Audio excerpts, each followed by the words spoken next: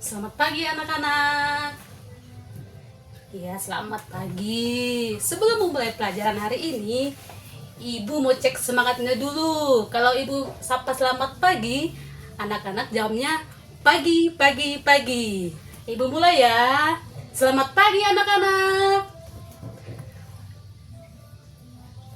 Mantap. Ya, sebelum memulai pelajaran hari ini, baiknya kita berdoa dulu. Ya, coba anak-anak sekalian cek temannya di depan, di belakang, di kiri, di kanan. Apakah ada kursi yang kosong? Oh, tidak ada ya. Berarti semuanya hadir kan? Ya, hari ini kita akan memulai pelajaran kita. Hari ini kita belajar mengenai makhluk hidup. Guju, ada doa.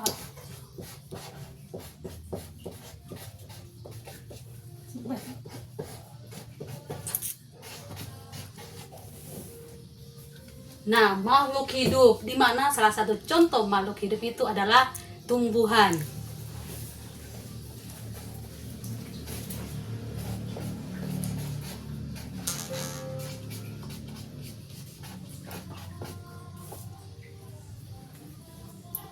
Coba anak-anak sekalian lihat di sekeliling kita. Apa-apanya sih tumbuhan yang dapat kita temui? Ya betul, pohon pisang, pohon mangga, ya betul. Bunga, ya bunga. Ada pohon, ya betul ada pohon. Iya, itu termasuk dari contoh dari tumbuhan. Anak-anak, ada yang tahu apa itu pengertian dari tumbuhan? Ibu akan jelaskan apa itu, dari apa arti tumbuhan. Tumbuhan merupakan makhluk hidup yang mampu membuat makanan sendiri melalui fotosintesis. Apa itu fotosintesis? Ada yang mau jawab? Oh ya, berarti belum tahu ya. Ibu akan jelaskan.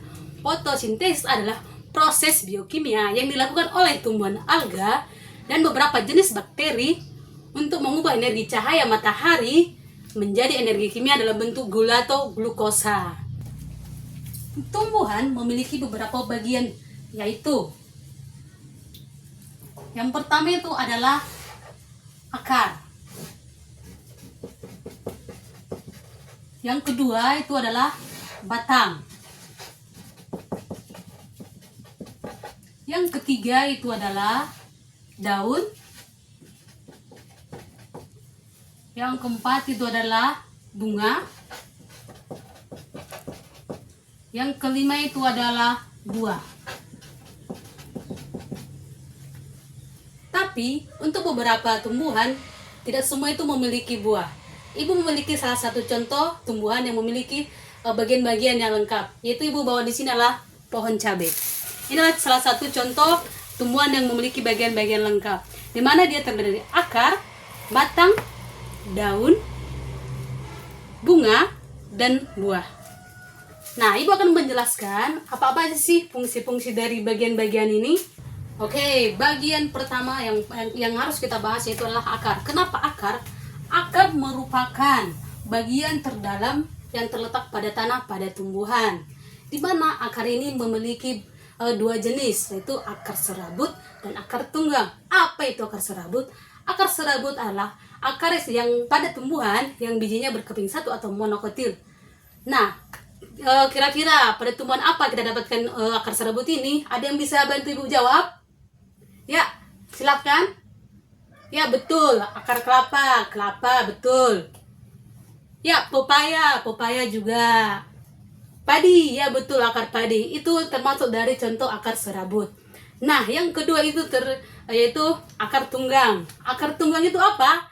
Akar dari tumbuhan yang bijinya berkeping dua atau dikotil. Contohnya, ya kopi, mangga, cabai. Ya betul, itu adalah contoh dari akar tunggang. Apa itu fungsi-fungsi dari akar itu? Dimana yang pertama, fungsi akar adalah penyokong tanaman.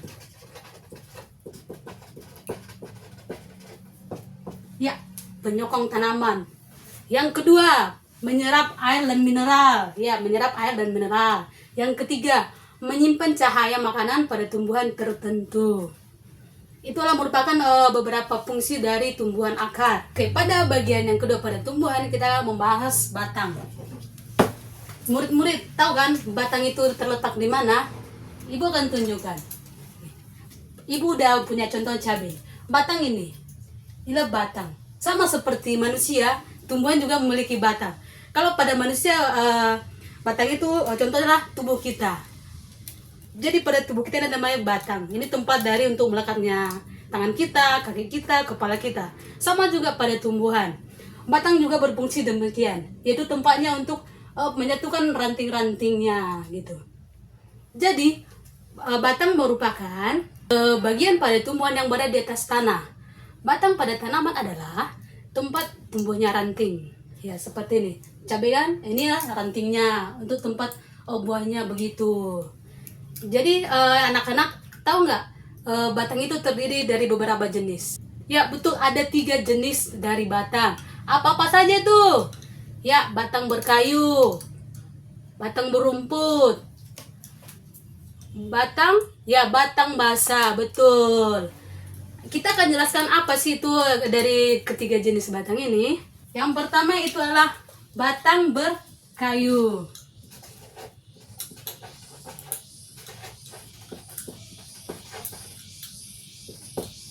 Batang berkayu. Batang berkayu itu apa? Batang berkayu adalah batang pada tumbuhan yang terdiri dari kayu. Contohnya, ada yang bisa kasih contoh? Ya, betul. Pohon mangga, pohon jambu. Ada lagi, pohon apel. Ya, pohon apel. Pohon rambutan. Ya, betul, pohon rambutan. Itulah contoh dari batang berkayu. Yang kedua, batang berumput.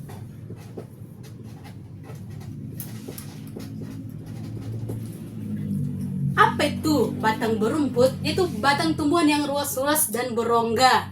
Ada yang mau kasih contoh? Ya. Ya, betul. Batang padi, betul. Rumput, ya. Berumput, sama. Ya, sama kayak namanya batang berumput. Ya, rumput itu termasuk ya. Yang ketiga, kita akan bahas tentang batang basah.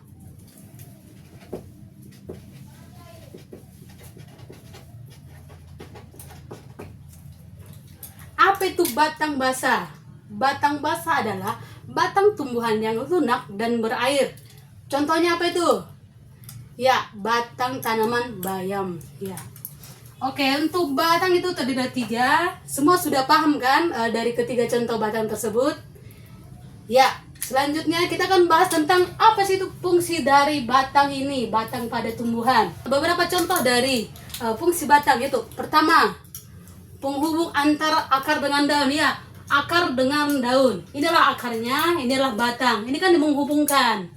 Ya, betul. Yang pertama itu menghubungkan. Yang kedua, tempat melekatnya daun. Ya, ini daun, inilah batang.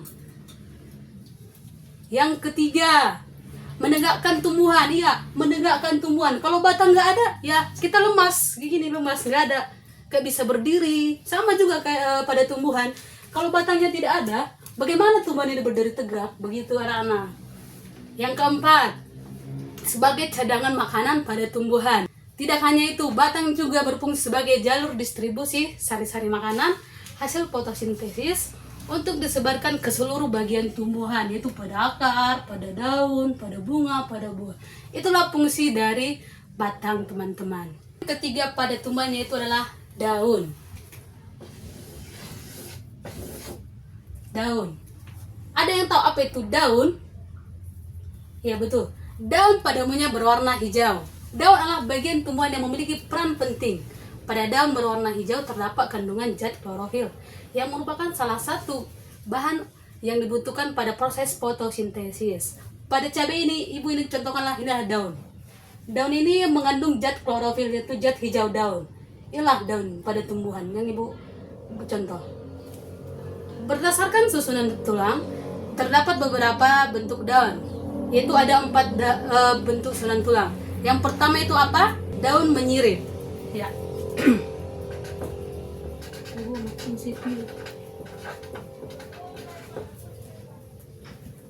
Apa itu daun menyirip? Daun menyirip adalah bentuk seperti susunan sirip ikan. Contohnya, anak-anak bisa bantu apa saja contoh jenis dari daun menyirip. Daun mangga, ya betul, daun mangga, daun jambu. Ya itulah contoh dari daun menyirip. Yang kedua, daun bertulang atau berjari.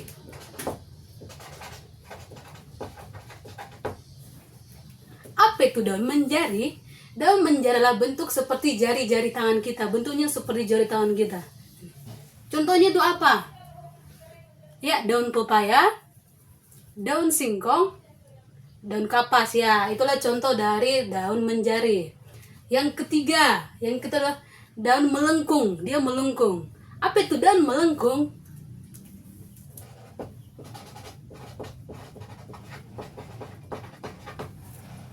Daun melengkung adalah bentuk berupa garis-garis yang melengkung. Contohnya apa? Daun sirih, daun genjer. Itulah contoh dari daun yang melengkung. Yang keempat adalah daun yang sejajar.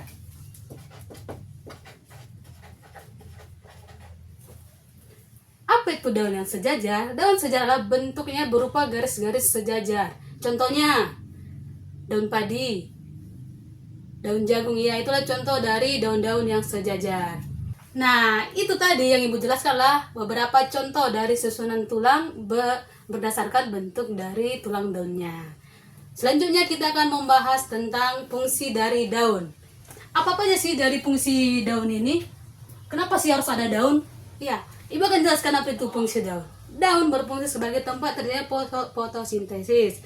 Di dalamnya terdapat kandungan klorofil atau zat hijau daun untuk membantu proses fotosintesis. Itulah fungsi dari daun anak-anak. Oke, yang keempat, bagian dari tumbuhan yaitu adalah bunga. Apa itu bunga? Bunga merupakan tempat terjadinya perkembangbiakan secara generatif pada tumbuhan, tetapi tidak semua tumbuhan memiliki bunga. Di sini Ibu punya contoh, karena di sini pohon cabai bunganya belum mekar, jadi Ibu punya ini contoh dari bunga. Ini adalah bunganya. Apa sih bunga itu? Apa sih bagian-bagian dari bunga ini? Di sini akan menjelaskan bagian-bagian dari bunga. Yang pertama adalah tangkai bunga. Inilah tangkai bunga. Apa itu tangkai bunga? Tangkai bunga adalah bagian yang menghubungkan antara batang dengan kelopak. Inilah batangnya, dan inilah kelopak bunganya. Itulah bagian pertama dari bunga, yaitu tangkai bunga. Yang kedua adalah kelopak bunga. Kelopak bunga itulah yang ini. Inilah bagian dari kelopak bunga. Apa sih guna dari kelopak bunga ini? Kelopak bunga gunanya adalah untuk melindungi ketika bunga masih kuncup, yaitu melindungi bunganya sebelum kuncup. Yang ketiga itu adalah mahkota bunga. Mahkota yang paling cantik lah mahkota bunga. Apa sih guna dari mahkota bunga ini? Mahkota bunga adalah bagian yang paling indah dari bunga. Mahkota bunga berguna untuk menarik perhatian serangga. Jadi ini mahkota ini menarik perhatian para serangga-serangga. Yang keempat itu adalah benang sari. Inilah benang sari. Bagian yang kuning-kuningnya adalah benang sari. Oke, ini adalah benang sari. Apa sih guna dari benang sari ini? Benang sari adalah alat kelamin jantan bunga, berguna sebagai alat berkembang. Yang kelima adalah putik. Apa itu putik? Inilah putik. Ini yang satu yang warna putih. Ini namanya putik. Ini. Apa sih guna dari putik ini? Putik merupakan kelamin betina pada bunga. Gunanya adalah sebagai alat perkembangbiakan. Kalau pada manusia ada namanya jenis kelamin, ternyata pada bunga itu ada juga jenis kelamin.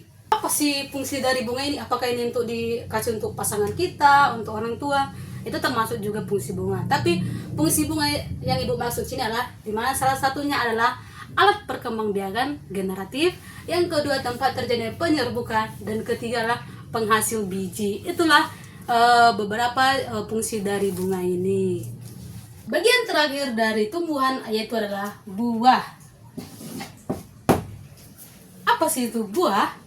Buah merupakan cadangan makanan yang dihasilkan oleh sebuah tanaman yang dapat dinikmati oleh makhluk hidup lain. Buah merupakan hasil selanjutnya dari proses penyerbukan pada bunga. Buah memiliki berbagai macam bentuk, warna, aroma, dan aroma yang berbeda-beda. Buah itu terdiri dari bagian kulit, bagian daging, bagian biji. Itu misalnya pada buah tomat. Ibu punya tomat. Inilah contoh dari buah. Apa sih fungsi dari buah ini? Ada yang tahu fungsi buah tomat ini apa? Untuk di jus. Ya, untuk di jus bisa juga. Untuk menyambal. Ya, bisa juga. Tomat bisa juga untuk menyambal. Ada lagi? Ya, betul. Untuk dimakan begitu saja juga ini enak. Fungsi beberapa buah yang murid-murid katakan tadi adalah benar. Tapi fungsi buah ini adalah menyimpan cadangan makanan atau pembungkus. Yang kedua, melindungi biji. Yang ketiga, sumber makanan yang dapat dikonsumsi oleh manusia. Jadi tadi fungsi buah yang anak-anak jelaskan itu benar ya anak-anak. Jadi itulah bagian-bagian dari tumbuhan, yaitu akar, batang, daun, bunga, dan buah. Dan contohnya adalah pohon cabai ini. Semua memiliki dari bagian-bagian tumbuhan tersebut. Jadi ibu kan sudah menjelaskan tentang bagian-bagian pada tumbuhan ini. Di sini ibu akan membagikan kelompok kepada murid-murid. Di sini kita ada berapa orang? Ya, 15 orang. Jadi karena kita 15 orang, kita akan membagi menjadi 3 kelompok, yang dimana satu kelompok terdiri dari 5 orang. Jadi masing-masing murid silakan berhitung 1 sampai 5. Jadi yang nomornya sama itulah satu kelompok. Ya, ibu mulai. Jadi masing-masing kelompok ibu tugaskan membuat tentang dari jenis-jenis daun ini. Di sini tadi kan kita bahas ada 4 dari jenis daun. Jadi setiap murid itu, setiap kelompok itu akan mencari keempat jenis daun itu di lingkungan sekolah kita ini. Jadi dia dicari keliling sekolah itu daunnya, nanti akan ibu kasih nilai. Ya, silakan murid-murid berpencar cari daunnya. Ibu kasih waktu 5 menit. Silakan kerja kelompoknya dikumpulkan kepada ibu ya anak-anak. Kelompok 2 belum. Ibu kan sudah berikan waktu tambahan tadi. Kenapa belum selesai? Jadi selesai tidak selesai, silakan dikumpulkan kerja kelompoknya. Karena ibu sudah kasih tambahan waktu kepada anak-anak. Yuk silakan setiap perwakilan dari kelompok diberikan hasil kerja kelompoknya. Ya, kelompok 2 sudah. Kelompok 3. Oke, kelompok 1. Oke, masing-masing kelompok sudah memberikan hasil kerja kelompoknya. Jadi untuk hasil kerja kelompok 1 yaitu ini. Oke, kelompok 1 itu lengkap ya, dimana ada daun itu ada daun menyirip, menjari, melengkung, sejajar. Jadi kelompok 1 sudah memahami materi dengan betul. Yang selanjutnya tuh kelompok 3.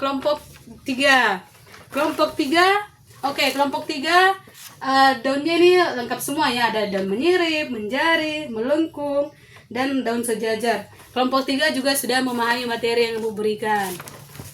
Selanjutnya itulah kelompok 2. Kelompok 2, wah, bagaimana ini kelompok 2? Masih ada yang ada cuma 3 daun, itu daun menyirip, daun melengkung, dan daun sejajar. Kenapa daun menjarinya tidak ada kelompok 2? Ibu kan sudah memberikan waktu tambahan tadi. Ini kayaknya kelompok 2 banyak main-main nih. Oke, tidak apa-apa. Mungkin nanti di kerja kelompok selanjutnya, kelompok 2 ini harus lebih ekstra cepat untuk mendapatkan contoh-contoh kedepannya ya. Jadi inilah beberapa bentuk-bentuk dari tumbuhan yang ada di sekitar kita. Jadi murid-murid semua sudah bagus ya. Berarti materi yang ibu sampaikan sudah sampai ke murid-murid ya. Dengan murid-murid ini menemukan semua bentuk dari jenis daun yang ada di lingkungan sekolah kita. Jadi itulah anak-anak dari jenis-jenis daun yang ada di sekitar kita.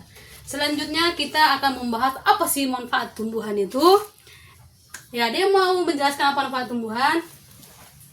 Oke, ibu akan jelaskan apa sih manfaat dari tumbuhan itu.